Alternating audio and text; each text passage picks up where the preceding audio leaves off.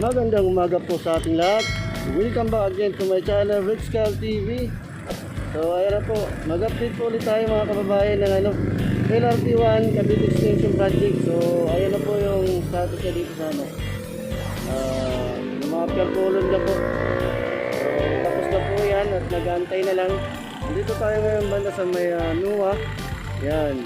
Tapos ito, Ruas Boulevard.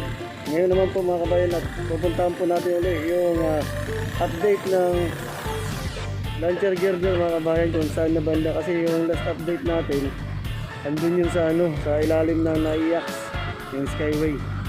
Alright, so titingnan po natin kung nag-move. So tara at samahan niyo po ako para mag-update. Alright, let's go! RickzCalTV!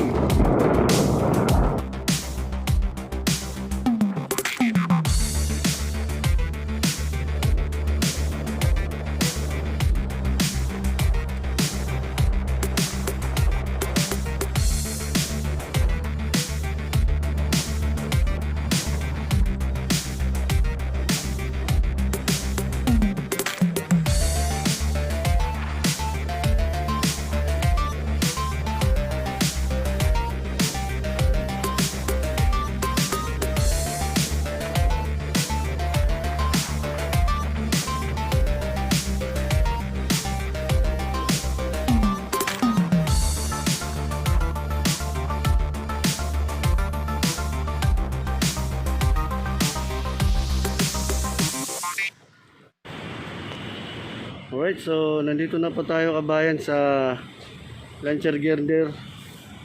So ayan na po yung status niya mga kabayan.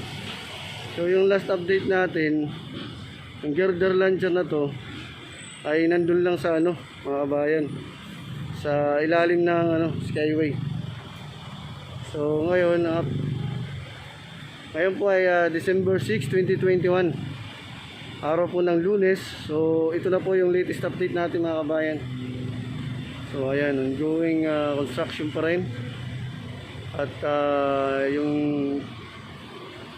launcher leg ay inaayos pa po nila. Yun. So yung last update no, naka 2 days ago ay nakadalawang na agad sila girder. So ngayon hindi pa natin makita yung isa, baka nandun pa sa dulo. So ngayon nagsisit up pa po sila mga kabayan. Alright, so yan na po yung status dito. Andito po tayo ngayon sa malapit sa Ayan. So yan na po yung girder niya mga kabayan. So 1, 2 sa 3 araw o 2 araw naka sila, 2 girder mga kabayan. So ayan na po yung poste niya river. Nabauna na po sila ng mga bakal dyan. So 1, 2, 3, 4, 5 poste po. So baka ito yung sinasabing Mia Station mga kabayan, kasi nandyan po yung mga poste. Alright. So ayan. Doon naman sa kabila, andun yung workers natin. Ginagawa doon sa ilalim ng sa naiyak skyway. Ayan. So mabilis na po ito dito. Ayan, nagsisit up na po sila.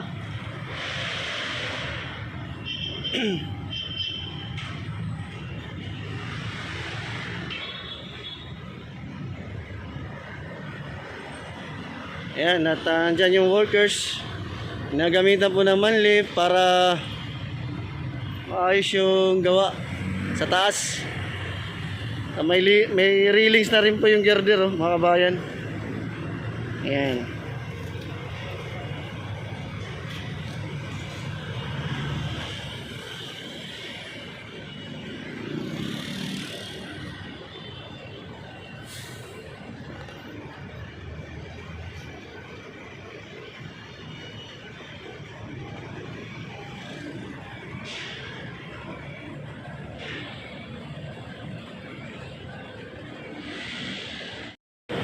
Alright, so yan po mga kabayan, minumove na po nila tong ano, yung girder.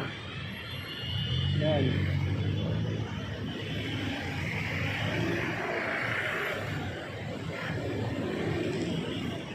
Sino-control na po dun, no? Gamit yung hoist drum. May hoist drum po sila dun. Yan.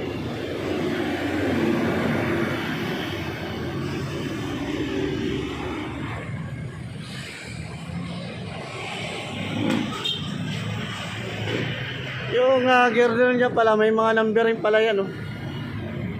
Yan. Ayan, mapapansin nyo, gumagalaw na po. So, yan po yung pag-move ng ano.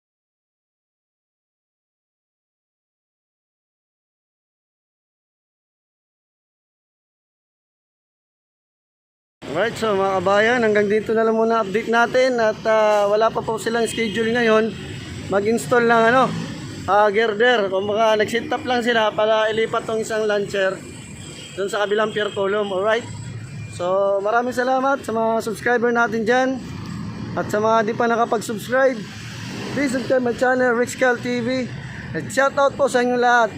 God bless us all.